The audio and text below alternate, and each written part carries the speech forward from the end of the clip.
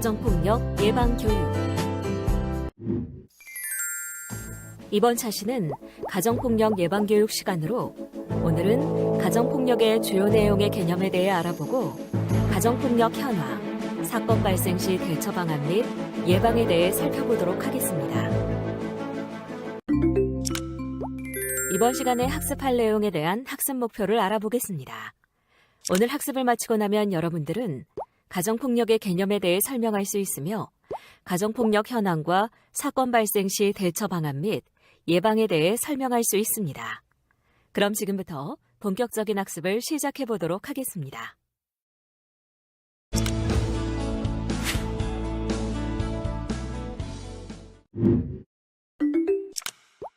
경기도 땡땡시에서 가해자 A씨가 아내 B씨를 폭행 살해하고 앞마당에 시신을 안매장한 사건이 발생하였는데요.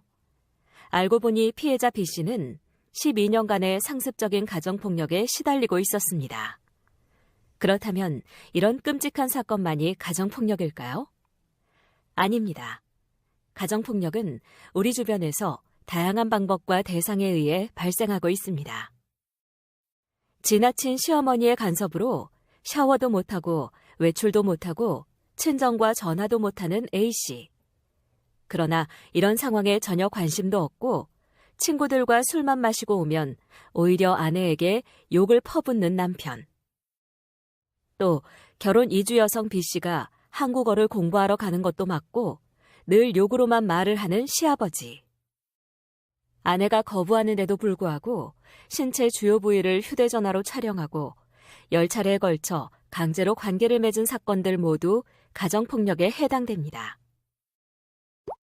가정폭력 범죄의 처벌 등에 관한 특례법 제2조 1호에 의하면 가정폭력이란 가정 구성원 사이에 발생하는 신체적, 정신적 또는 재산상의 피해를 수반하는 모든 행위를 말합니다.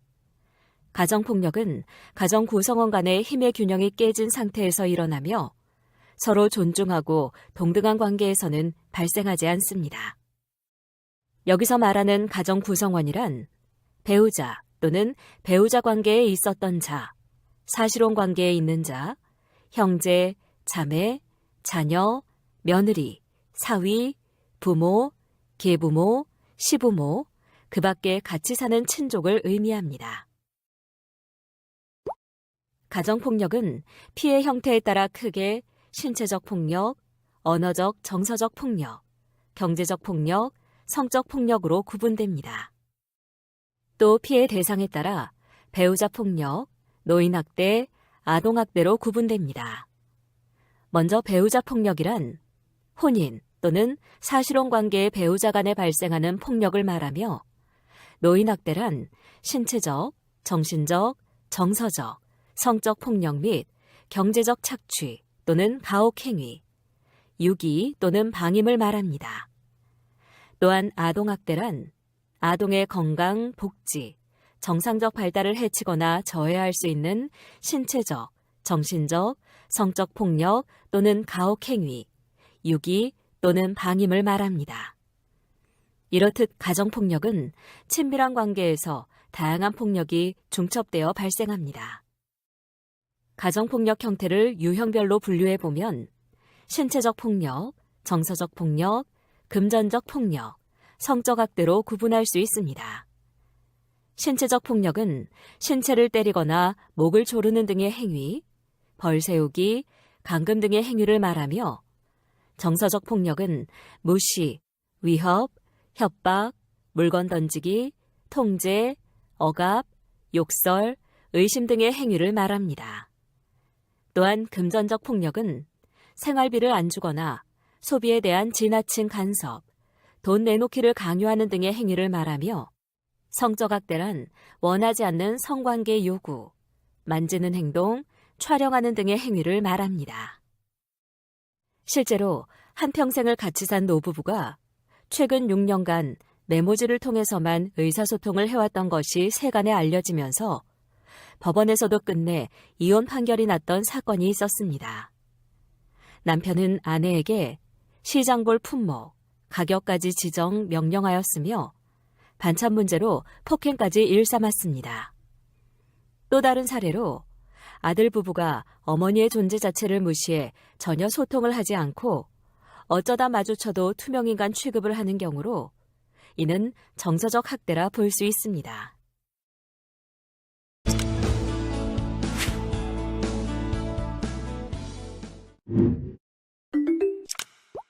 이번에는 가정폭력 현황에 대해 살펴보겠습니다. 여성가족부의 2016년 가정폭력 실태조사에 따르면 자녀폭력이 27.60%로 가장 높았으며 부부폭력 중 여성 피해율 12.10%, 남성 피해율 8.60%, 노인학대 7.30% 순으로 나타났습니다. 그렇다면 가정폭력을 신고하지 않는 이유는 무엇일까요? 조사 결과 본인 가정의 부부폭력을 신고하지 않은 이유로 가족이라서라는 응답이 49.7%로 가장 높았고 이웃집 부부폭력을 신고하지 않은 이유로는 남의 일이라서라는 응답이 51.9%로 가장 높게 나타났습니다. 그러나 주위 사람들이 가정폭력에 대해 관심을 더 갖는다면 피해자를 구할 수 있습니다. 인천에서는 2015년 12월 아버지와 그의 동거녀로부터 심한 학대를 당하며 3년 넘게 집에 감금된 채 생활하던 11살 소녀가 맨발로 탈출하였고 동네 슈퍼마켓 주인의 신고로 구조된 바 있습니다. 이렇듯 이웃의 일이라 하더라도 신고를 통해 적극적으로 대처하는 자세가 필요합니다. 가정폭력은 가해자가 힘으로 타인의 행동을 통제하려는 목적으로 정서적 학대, 강압과 협박, 고립, 사건 축소, 부정, 비난, 자녀 이용, 경제적 학대, 위협, 특권 등 다양한 유형으로 발생합니다. 친밀한 관계에서의 폭력 또는 젠더화된 폭력은 자기 결정권과 자율성을 통제함으로써 인간의 존엄을 파괴하는 행위라 할 수 있습니다. 가정폭력은 사적인 공간에서 발생하기 때문에 은폐되기 쉽고 한 번으로 절대 그치지 않고 반복될 확률이 높습니다. 또한 배우자 폭력, 아동학대, 노인학대 등 여러 형태의 폭력이 중첩되어 발생하기도 합니다. 가정폭력이 지속되는 이유는 지속적, 일상적, 반복적 특성으로 인해 피해자가 스스로 깨닫고 벗어나려는 행동을 개시하기 어렵기 때문입니다. 실제로 자신이 낳은 자식들만 데리고 여행을 가면서 의붓 딸에겐 집안일을 시키고 CCTV를 통해 감시한 계모, 자녀의 틱 장애 치료를 거부하고 공부만 강요한 부모의 사례 또한 가정폭력이라 할 수 있습니다. 또 경마에 빠진 남성이 자신의 자녀들을 가둬놓고 때리며 억지로 기도시켜 우승말을 마치라고 하는 등 학대한 혐의로 입건되기도 하였으며 이유 없이 자녀들을 학교에 보내지 않은 부모가 교육적 방임으로 입건된 사례도 발생하였습니다. 이렇듯 아동 청소년기의 부정적 경험들은 정신적 외상을 초래할 만큼 충격적인 경험을 의미하며 이는 성인기까지도 영향을 미치게 됩니다. 한국청소년정책연구원 조사 결과에 따른 가정폭력, 성폭력과 성매매 관련성의 현장 체감도는 다음과 같습니다. 보건복지부의 2015년 전국 아동학대 현황 보고서에 따르면 가해자는 부모인 경우가 79.8%로 가장 많았고 가해자가 대리 양육자인 비율도 2011년 8%에서 2015년 12.2%로 증가하는 추세입니다. 가해자는 남성이 57.8%, 여성이 42.4%로 나타났으며 연령대로는 30에서 40대가 70% 이상을 차지했습니다. 또한 피해 아동의 연령은 만 13에서 15세의 아동 청소년이 전체의 22.2%로 가장 많았고 그 다음으로는 초등학교 고학년에 해당하는 만 10에서 12세가 19.5%로 나타났습니다. 그럼 가정폭력에 대한 궁금증을 Q&A를 통해 알아보겠습니다. 가정폭력은 경제력, 학력 수준이 낮은 사람들에게서 주로 일어나나요? 아닙니다. 가정폭력은 경제력, 학력 수준과 상관없이 전 계층에서 발생합니다. 가정폭력은 개인적인 사생활 문제인가요? 아닙니다. 가정폭력은 사회적 문제이며 국가의 공권력이 개입해야 하는 문제입니다. 그럼 가정폭력 피해자들이 폭력을 유발했거나 정서적으로 문제가 있는 건가요? 아닙니다. 가정폭력은 상대방을 통제, 지배하기 위해 발생하는 것으로 피해자의 탓이 아닙니다. 실제 미국에서는 부부가 포켓몬고를 하느라 2살배기 아들이 탄 유모차를 1시간 반 동안 방치한 부모가 아동방임 혐의로 기소되었으며 오스트리아 10대 여학생이 자신의 동의 없이 어린 시절 알몸을 드러낸 사진과 변기에서 용변 훈련을 받고 있는 사진을 올린 부모에게 소송을 건 사례도 발생했습니다. 가정폭력은 아동, 청소년뿐만 아니라 27세의 병역을 필한 남성 또한 가정폭력의 피해자가 된 사례도 있었는데요. 이렇듯 가정폭력은 누구나 피해자가 될 수 있다는 사실 기억해 주시기 바랍니다. 부부싸움은 칼로 물베기다. 애들은 때리면서 키워야 한다. 때리지만 않으면 괜찮다. 사랑해서 그러는 것이다. 술 먹고 그럴 수도 있지. 맞을 짓을 했으니까 맞는다라는 잘못된 사회통념 때문에 가정폭력이 방치 또는 은폐되고 정당화되는 요인으로 작용하고 있습니다. 또한 훈육이나 싸움이라 생각할 수 있는 문제들이 바로 학대이고 폭력입니다. 여러분은 나의 가정과 이웃 가정에 대해 어떻게 생각해 보셨나요? 다음의 질문에 어떻게 대처하실 건가요? 자, 그럼 이제부터 생각을 바꿔볼까요? 남의 집 일이라고 모른 척 하지 말고 이웃 대신 신고해 주세요. 또한 서로 지켜주고 피해자의 회복을 도와주세요. 우리 자신이 바로 동네를 지키는 안전 파수꾼으로서 가정폭력으로부터 안전한 사회를 만들도록 함께 지켜나갑시다. 한편 가정폭력 예방을 위해 동네 약국이 나섰는데요. 은평구 약사회와 한국여성의 전화가 공동으로 제작한 가정폭력 예방 약봉투는 은평구 관내 약국 및 서울시 약사회, 타 지역구 약국으로 배포하였습니다. 이 봉투에는 옆집의 고성에 이웃이 대처할 수 있는 방법들과 가정폭력 상황에 놓인 이웃들이 도움받을 수 있는 방법들이 구체적으로 담겨져 있습니다.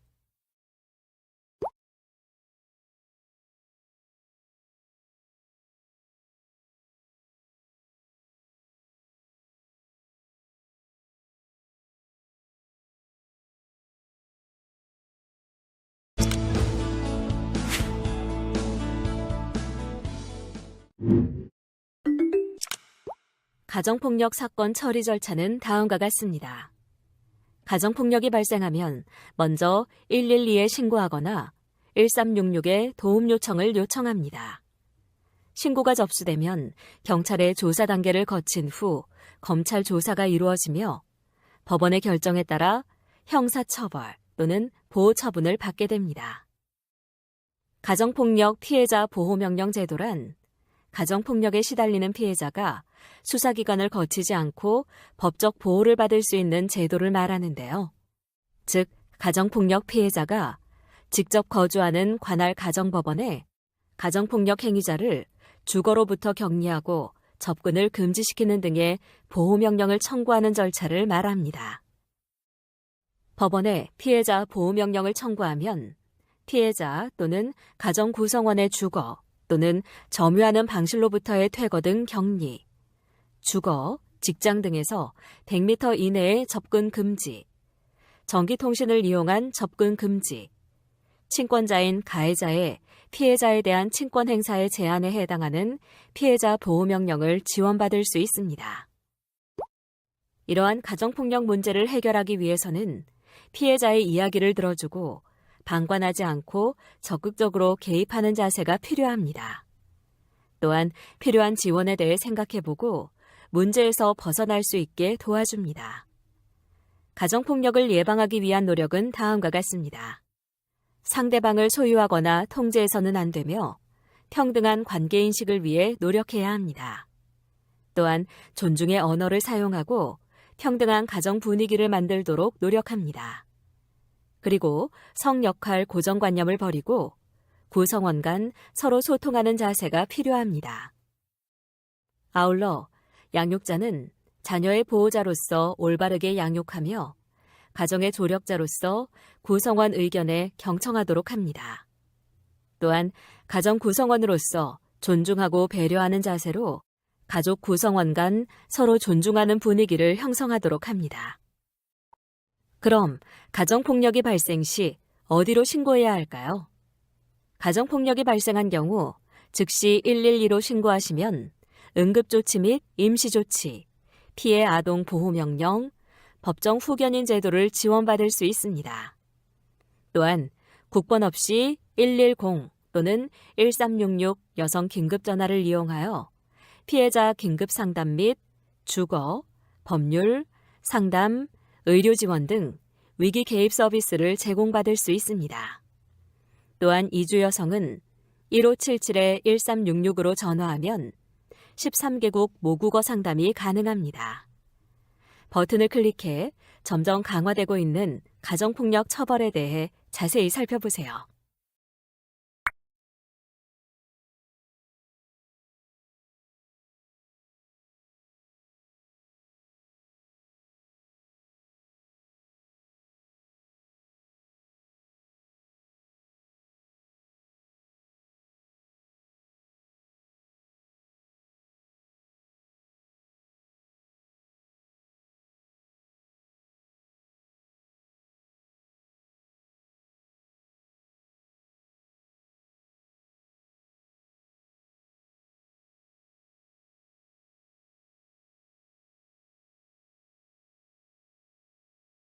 가정폭력을 예방하기 위한 수칙은 다음과 같습니다.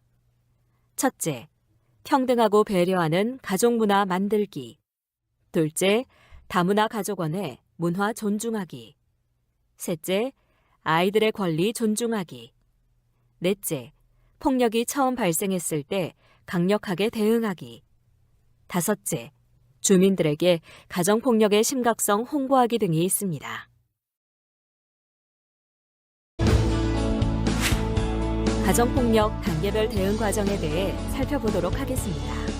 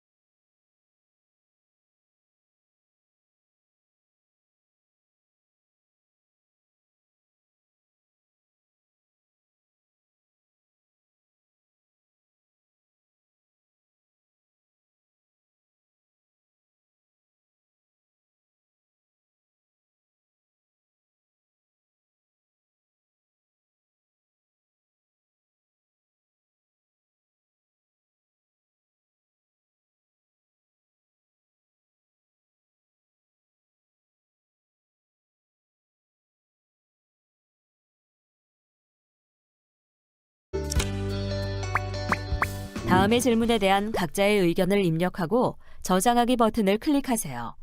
전문가 의견 보기를 클릭하면 전문가의 의견을 살펴보실 수 있습니다.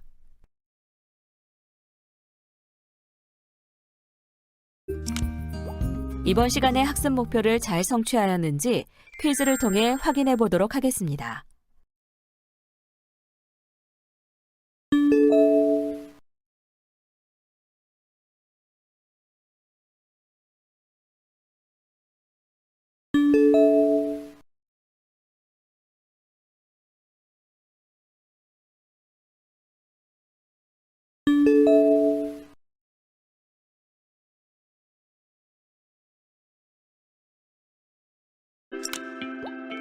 지금까지 배운 내용을 떠올리며 천천히 읽어보시기 바랍니다.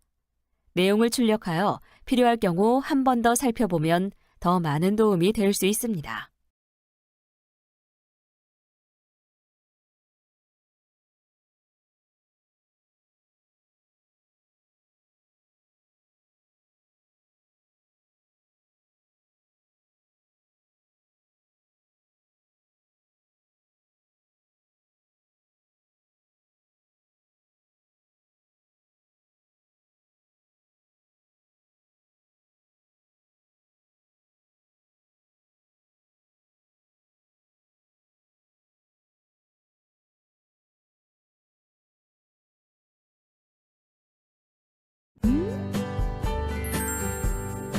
이번 시간에는 가정폭력 예방교육에 대해 살펴보셨습니다. 수고하셨습니다.